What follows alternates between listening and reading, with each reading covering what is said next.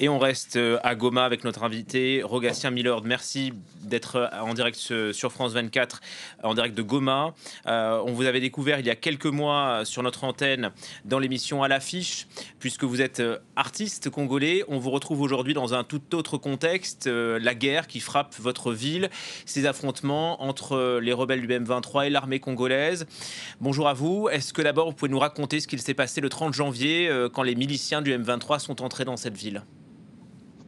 Bonjour messieurs, c'est un plaisir pour moi de participer à ce journal. En fait, la situation qui se vit à Goma actuellement, elle est déplorable. C'est quelque chose que je ne souhaiterais pas revivre. Parce que moi, personnellement, je revenais à peine d'une tournée et c'est une situation catastrophique que j'ai vécue. Il y a eu beaucoup de morts, il y a eu énormément beaucoup de morts durant ces affrontements entre les M23 et les FARDC. Il y a beaucoup de mentions, je n'ai même pas envie de pouvoir trop parler autour de ça, mais tout ce que je réclame et tout ce que je souhaite, c'est que la population de Goma retrouve la paix. Parce que Est-ce- c'est... Et justement, est-ce qu'il y a encore des combats aujourd'hui? On est le 12 février. Les rebelles du M23 ont investi la ville le 30 janvier. Est-ce que 13 jours après, il y a encore des affrontements? Bon, aujourd'hui, présentement, il y a aucune forme d'affrontement signalé. Par contre, la situation, elle est un peu calme. Il y a la population qui semble avoir peur, qui est un peu réticente. C'est sûrement dû au choc, parce que ça n'a pas été facile pour plusieurs. Et moi, en tant qu'artiste humanitaire engagé aussi, je me dis que c'est peut-être le moment de faire preuve de résilience et de donner, de communiquer de l'espoir autour de moi avec la population. Et on vous voit ici, ce sont des images que vous nous avez communiquées, transférées ce matin, puisque vous êtes sorti tourner dans Goma. Vous êtes allé à la rencontre de la population. Est-ce que vous pouvez nous donner l'état d'esprit des Congolais après ces presque 2 semaines de guerre? Est-ce qu'ils sont fatalistes? Est-ce qu'ils sont déterminés à reprendre leur ville? Qu'est-ce qui domine? En fait, la population de Goma a toujours été connue avec son esprit de résilience et de foi, de persévérance, pardon. Mais cette fois, c'est un peu compliqué. On sent la peur, on sent une sorte de frustration dans la population et c'est quelque chose qui n'est pas habituel. Raison pour laquelle j'ai pris l'initiative de descendre sur terrain parce qu'en même temps, je travaillais sur un projet humanitaire, un projet musical aussi. Je me suis dit de descendre sur terrain, d'essayer un peu de recueillir certains témoignages et associer le peuple, la population, parce que cette fois, la nature de l'album que j'aimerais faire, ça sera un album où la population aura aussi sa part. Donc, je me suis donné ce devoir de descendre sur terrain, de Oui. recueillir certaines informations avec mon organisation. On essaie de voir comment être proche de la population parce qu'il y a aussi des initiatives de don de sang. On est passé par là, donner du sang, c'est la chose qu'on puisse faire maintenant principalement. Mais après, il y a d'autres doléances qu'on essaie d'écouter et voir dans quelle mesure on pourra, selon nos avoirs, on pourra assister les déplacés. Vous parlez de don du sang. Est-ce que les conditions sanitaires vous paraissent acceptables? Est-ce que vous avez de l'eau, de la nourriture? Est-ce que vous avez accès aux soins? Bon, l'eau devient de plus en plus rare parce que déjà il y a eu coupure d'électricité. C'est évident qu'il n'y ait pas assez d'eau quand il y a coupure d'électricité. Du coup, il y a des initiatives qui sont mises en place. Il n'y a pas seulement moi, il y a plusieurs associations sur place qui assistent les populations en leur offrant de l'eau d'abord, en fait, pour qu'ils soient, l'eau, c'est la base en fait. On leur donne de l'eau parce que la plupart, ils manquent de l'eau. Il y a d'autres qui bénéficient d'un certain nombre de soutiens des organisations internationales en termes de soins. Mais comme on n'a pas le choix et il faut intervenir, donc on fait avec selon la situation qui se présente maintenant. On a bien compris, Rogatien Miller, vous tentez de coller à la réalité et c'est le sens de votre démarche. Est-ce que vous constatez aujourd'hui des changements majeurs? Vous parliez de peur, mais d'autres changements majeurs depuis que le M23 a vraiment investi Goma dans le quotidien de la population? On le voit par exemple sur ces images. Bon, vous avez une liberté de circulation, par exemple. Bon, la circulation, elle est encore froide. Elle n'est pas intense comme on avait l'habitude il y a quelques mois de cela. Je pense que la vie, elle va reprendre, elle va reprendre. C'est une phase où les gens, ils se posent beaucoup de questions. Ils essaient de guérir de ces blessures parce que ils viennent d'un grand choc et c'est pas facile de remonter tout d'un coup. Donc, ça va se faire avec le temps. La circulation commence à revenir un tout petit peu. J'ai entendu dire qu'il y a les activités qui commencent, notamment les activités scolaires. Il y a des gens qui partent déjà en ville, au marché, essayer de trouver de quoi subvenir aux besoins de leur famille. Donc, on espère que ça va venir avec le temps et ça va bien se passer. Et vous voyez de nouveaux départs civils? Est-ce qu'il y a des Congolais qui continuent de fuir Goma aujourd'hui? Oui, il y en a. Il y en a beaucoup qui fuient parce que jusque-là, il n'y a aucune communication officielle qui s'est prononcée par rapport à ces faits. Donc, c'est normal qu'il y ait certaines personnes, par peur de revivre peut-être la même situation, ils se décident de s'écarter un tout petit peu de la ville et de voir la situation un peu de loin. Vous parliez de choc, Rogatien Milord. C'est vrai que les Congolais ont vécu un traumatisme. Ils ont besoin d'aide psychologique. Est-ce qu'il y a des structures pour les accompagner à Goma? Oui, ouais, il y a plusieurs structures mises en place déjà, même si elles ne peuvent pas tout de même répondre à toutes les questions au même moment, parce qu'il faut signaler qu'il y a beaucoup de déplacés. Il y a aussi un problème des déplacés qui sont, je dirais, contraints à rentrer dans leur localité de départ, même si la sécurité n'est pas encore peut-être assurée pour eux. Donc, ça crée un peu d'inquiétude au sein de la population. Mais bon, il y a des structures qui sont mises en place pour assister la population dans ce sens, surtout sur le plan psychologique, et essayer de leur donner, leur proposer quelques aides. Merci infiniment pour votre témoignage, pour vos images aussi qui rendent compte de la réalité à Goma. Rogatien Milord, merci. Voilà. Wenge musique à maison mère. Toujours continue toujours. Bomoni, Nebalati, Polo, donc drapeau, il y a RDC pour Nakola Sake, pour Nambo Cannabis, République démocratique du Congo. Bandeko Bazana Est, il y a République démocratique du Congo, Ndenge, Batunsu Bazolo, pour na concert, où ils sont toujours hasard pour soutenir FARDC. Yambo Canabiso, donc bon ba musicien au bazo kende ne bango nyos tout ne balati ba polo ya RDC ba drapeau pour na rola sake baza toujours na sima ya bande ko na biso au bazali na este ya République démocratique du Congo, donc bango nyos ba rozala boye tant ba ko na Paris au mona bango nyos kaka nde balati uniforme ndenge moko. Merci vraiment. Avec l'ambassadeur de la pays Igwe Ranson a lancé le message pour le monde de nos villes. Vraiment, tous en considération. L'Est du pays, simplement les autres mobilisés en place. Trop, c'est trop. Moni awa bati ba image ba FARDC. Ba mampinga ya mboka. Merci Engi Pena. Mais avec le roi de la forêt, le message vous allez capter, vous allez passer partout. Avec l'ambassadeur de la pays Igwe Ranson a lancé le message pour le monde de nos villes. Vraiment, tous en considération. L'Est du pays, simplement les autres mobilisés en place. Trop, c'est trop. Moni awa bati ba image ba FARDC. Ba mampinga ya mboka. Merci Engi Pena. Mais avec le roi de la forêt, le message vous allez capter, vous allez passer partout.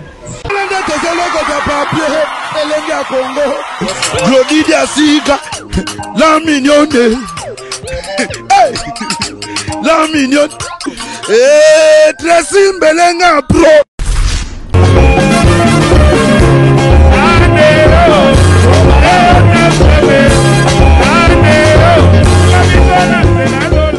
Tam Tam Voyage, Tokos.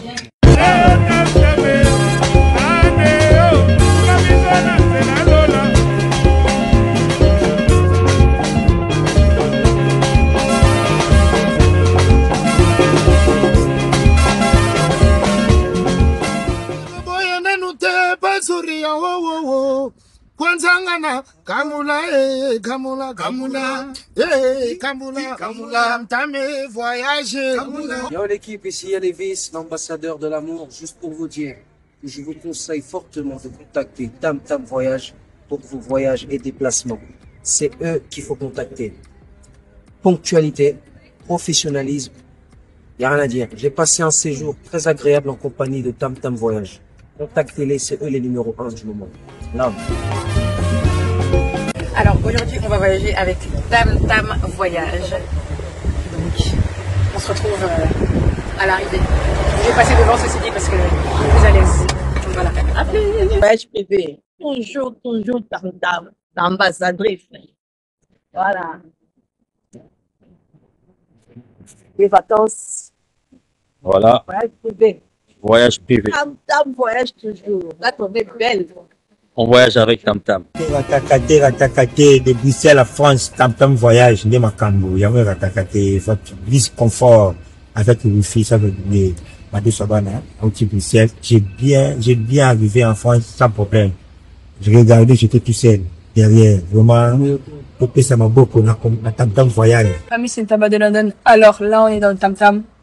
Tam Tam Voyage, je rentre chez nous. On est venu avec. Franchement, sécurisé, rien à dire. N'hésitez pas. Prenez vos Tam Tam. Le chauffeur, il est à l'heure. Il est à l'écoute. Prenez. Prenez, n'hésitez pas.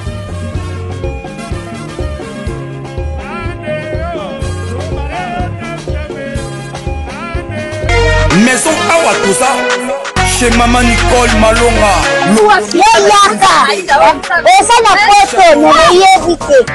Yaka, tokisina meko, ataingia daka yao. Daka yao awa. Uzumuna kimbondo. La. Paris. Jela na oyeba asaka mun ndazabo asaka so minne bila meko. Paka tabu kono ya takuta kutamsanga. Kusaka ngaba le bani. Kama. Awa toza.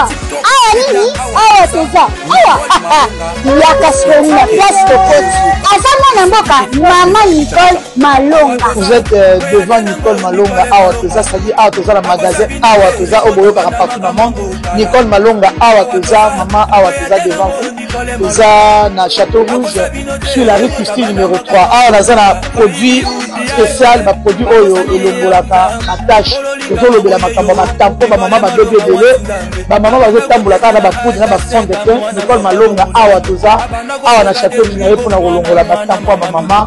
Manduka ba maman au bazan a besoin au sala taille. On a repoussé ma boum. Ba maman au bazan a besoin ya ko sala ma forme kalinga la tolo munene. Alingi azala na sima munene ba ange munene. Dipende munene. Maman Nicole Malonga Awa toza beka boyebi. Depuis 2007, na teka ba produit ya ko grossir ba fait saint mollet hanche. Voilà où est venu ça awa. Pour la vie madame. Non. Nous sommes là que. Là ça mabala. Et ça pour na mibali. Grandit, ça grandit. Dimension lingi ça va pas qui petit. Sinon ko pasuka. Na hôtel na ko bolis. Et je traité tellement vraiment ngambo na za victime na meki yango. Oh le raso de na.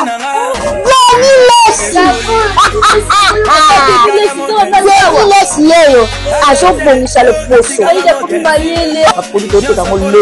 légalement na magasin ezosalama na laboratoire mondele awa na poto ezotela yango légalement. Je pense que omoni ndenge eza na barayon eza eloko moko ezosalama naturellement, ezali baproduit authentique salama naturellement sans aucun produit néfaste. Voilà. Akosa bino te ye moto abanda makambo yango kala awa toza boya te nango Nicole Malonga. Je suis docteur Pichotondele, pharmacien de formation. Je suis formé à l'université de Kinshasa à la faculté de pharmacie. Et puis je fais d'autres masters en transformation des agro-ressources à l'université Marien Wabi et au Canada en préparation de cosmétiques thérapeutiques naturelles.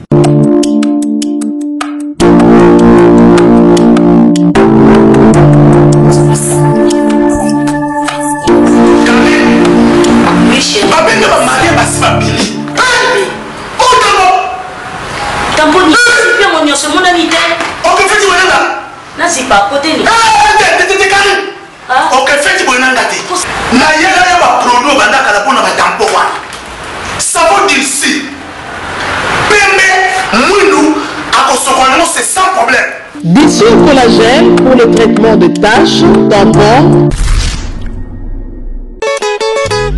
bozolo banase tozoyoka te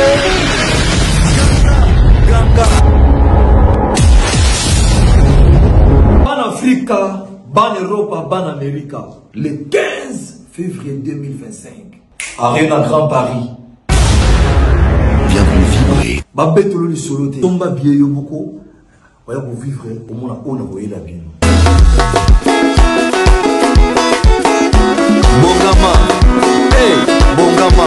Je peux pas tout ebi jour wana onyo solinaka. Beaucoup soyez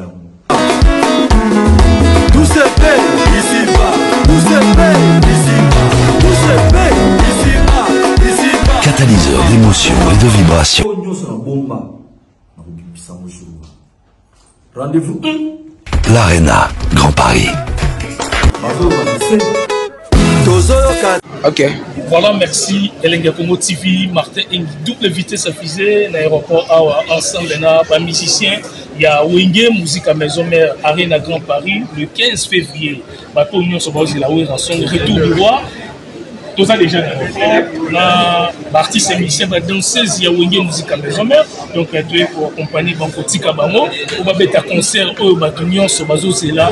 Partout dans le monde, on a un spectacle à rançon. Vous avez déjà Bill Clinton, AJJ, Monaki, Patouziana, Trésor Lumière, Igo Senté, Papi Kakol, Baza déjà à niveau à Paris, et l'autre dernière équipe au Moni, Nengue Tozana Bazo Kende déjà pour la CPL Sabino, Arena Grand Paris, Martin Engi, double vitesse à fusée, tous ensemble dans la danseuse, Bozomona. Danser Batunion, Balati, Polo, il y a RDC, il y a FARDC pour nous soutenir. Bande Konabiso, Bazana Este, na Basoda Nabiso, Yamboka, Bazobunde la Biso, Bitumba, tous un peu, danser Zibomoni, Bangomion, son Nengepe, Balati Nengemoko, toujours, nous sommes là pour nous relaxer. Rappel à la team de Yemona Bamoto, soutenir FARDC, soutenir Bande Konabiso, voilà. Merci Weranson, merci le roi de la forêt. Elenga Congo TV, Martin Engi, double vitesse à fusée. Voilà, mesdames et messieurs, Wenge musique à maison mère, déjà un aéroport international de Kinshasa.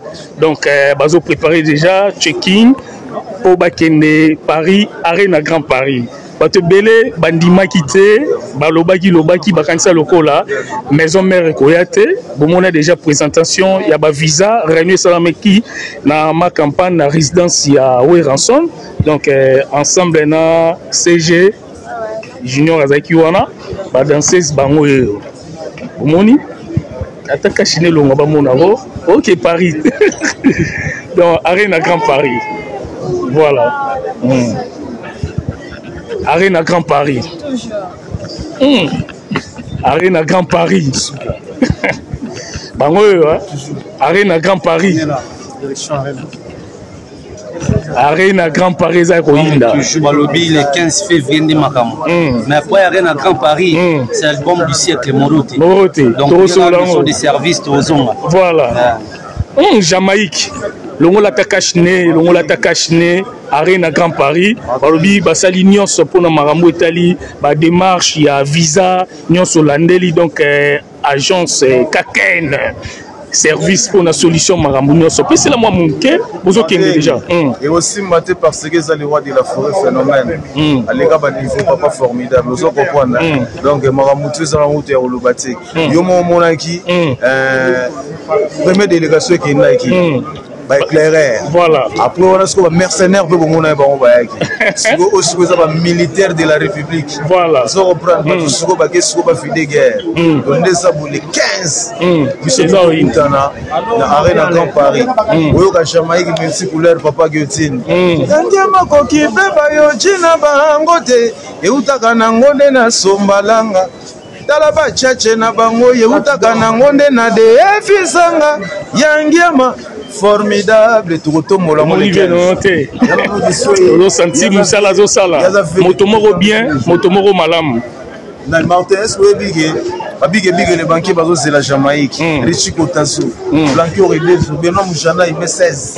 Zoro Panzanza Gaps, Cédric Kinsala Transport, il soit bête dans le système à Bella, Paris. Donc, deux fois, et puis vieux nanga Chero Ngonda voilà onika na Luanda usoko prendre ba Blanqui Oredezo baza wana ba Benom Jana ibe 16 baza wana donc batamisiki baza wana Jama Torozoyo Tozo Manda Mdambu donc voilà Wenge Musique Maison Mère donc direction Paris au moni bango nyonso nde baza en aéroport international de Kinshasa Martin Engi double vitesse ya Fizé Elengi ya Congo TV toujours pour na rezoa ba image ya ba artiste musicien ya Wenge Musique Maison Mère nde bazo kende déjà batebele baozela bango na aéroport kuna donc baozela bango na Paris pour bamona ndenge bako sepelisa les Congolais de tous les partout bandeko tout oyo bazozela we rançon de retour du roi Arena Grand Paris donc Eza Koinda Arena Grand Paris voilà toujours continuer toujours qu'on soit ba image pour na Sabino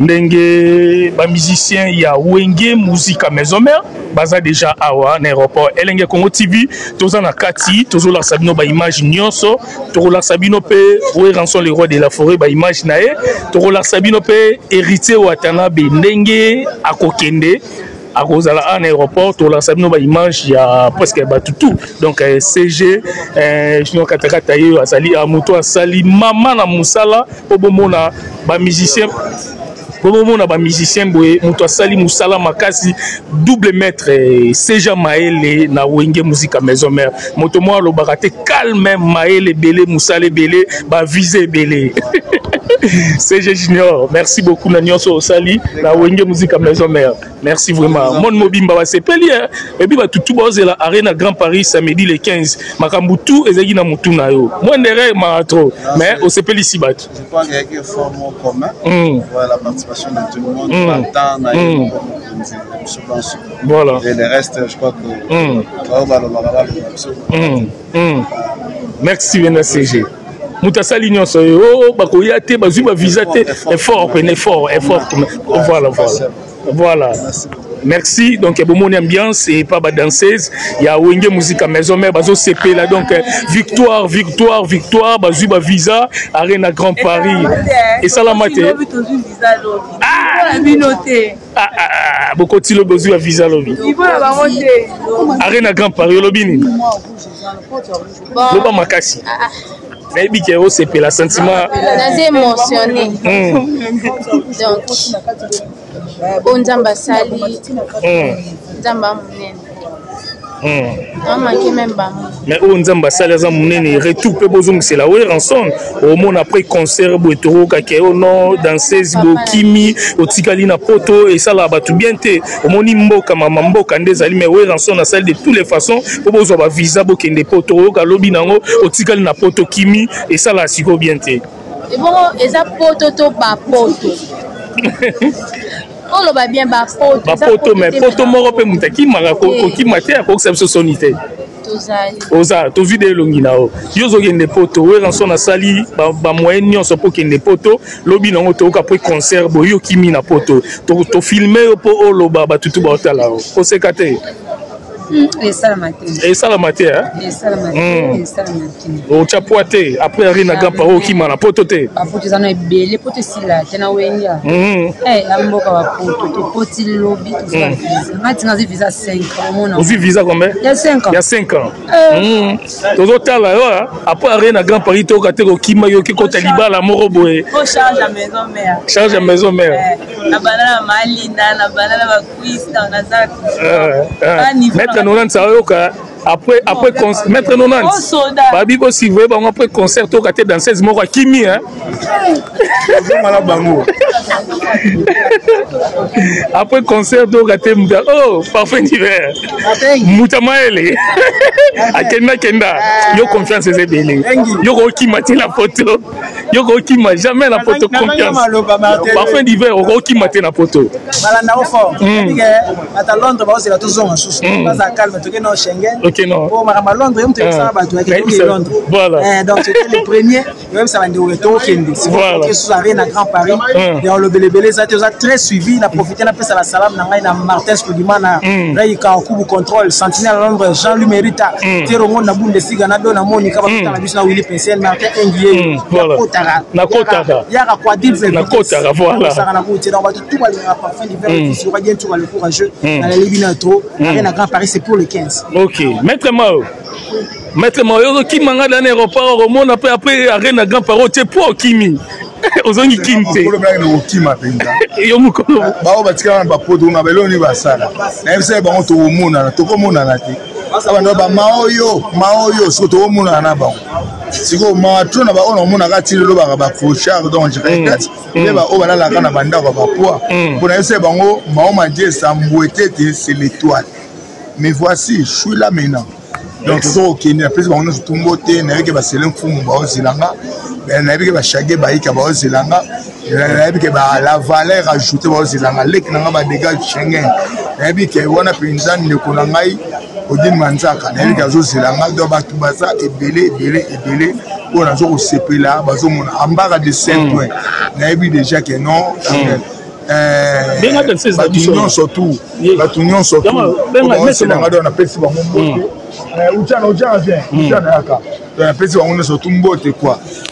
Yo yebi kaka. Golf Kiso là. Dégâts matériels. Donc merci na bino surtout. Obo surtout na ki ya ma Manchester abani. Bana kishasa boka mwate. Obo beni ni ke we ko msu ma ona kotote. Idée na bino ya nzambe te nyonso ensemble. Donc beauté de c'est l'étoile. Ujana yaka.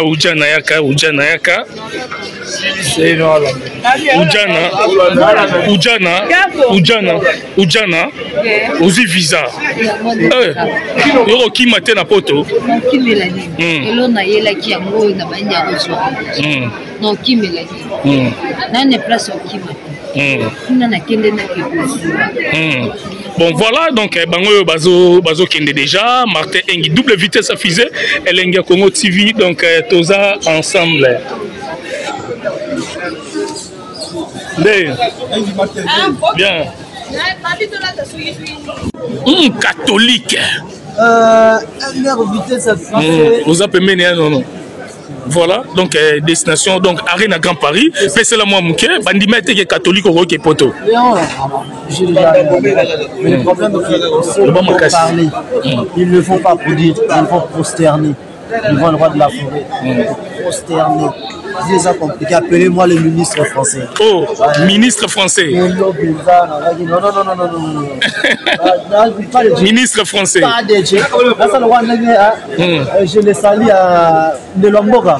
Na lingi bola taba polo na zo bino ba image ya polo donc bola taba polo mutu nyonso la ta polo na zo ba image ya polo nde bozo kende déjà bozo voyager bola taba polo voilà ya mimie kamba moto moko bien les lois sali que plutôt Congo ne tombera jamais Tchango m'appeler là ta polo tozo image ya ba polo donc wenge musique à maison mère voilà. Wenge musique à maison mère. Tous continue toujours. Bomoni, Nebalati, Polo, donc drapeau, il y a RDC pour Nakola Sake, pour Namboka, la République démocratique du Congo, Bandeko Bazana Est, il y a République démocratique du Congo, Ndenge, Batumsu Bazolo, pour un concert, où ils sont toujours hasard pour soutenir FARDC.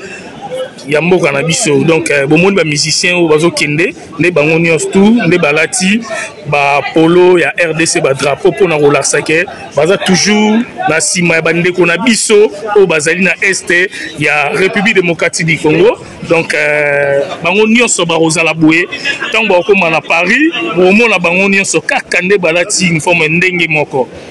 Merci vraiment na les rois de la forêt Arena Grand Paris. Et Simbi déjà est aussi déjà. Arena Grand Paris est aussi. Voilà. Juno Base Palati. Comment il peut faire à Lati. Donc voilà. Kitoko Morobo. Ah, Kitoko quoi? Quoi ça beau Kitoko quoi? Timbeli, il y a des gens là qui sont là. Congo TV toujours. Martin Engi Toza. C'est la fête de Paris. Maman, je joue quelqu'un. Junior Sandoku deux fois. Le Birgen Paka. Jeblo. Voilà. Oscar Kwango. Voilà. Au sentir.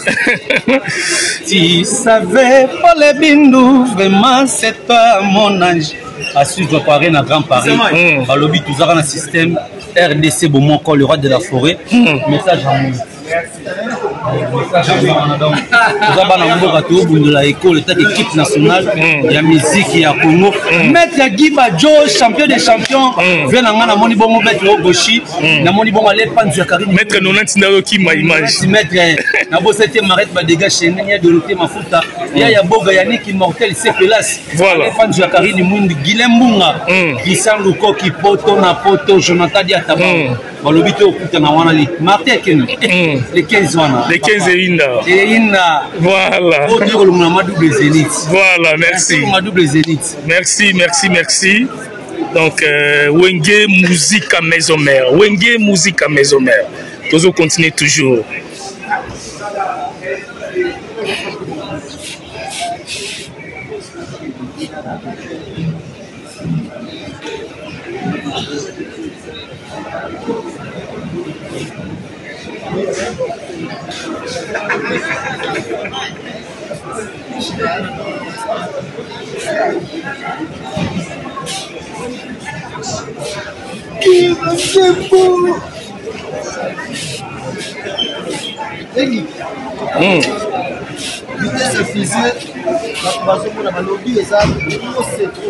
catholique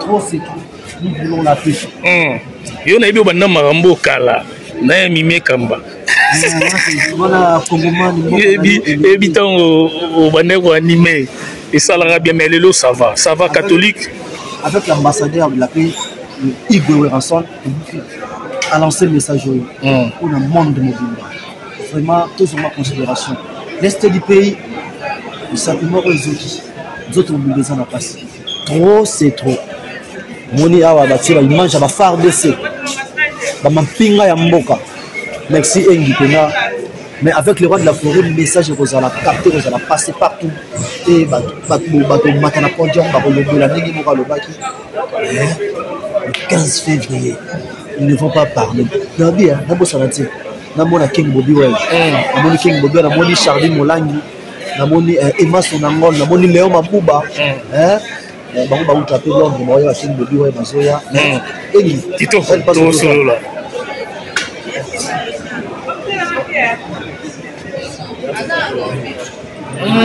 Bonara sentir Bonara du parisien Kena Moutamaele Bonara ouais kitoko ingénieur Isaac na musika donc babi mikiliste ali pe no poussa na moi boye tout mon ingénieur Misapia cher ingénieur Isaac na Paris Arena Grand Paris madame Weza bana changu basepeli yo il faut que ma député changu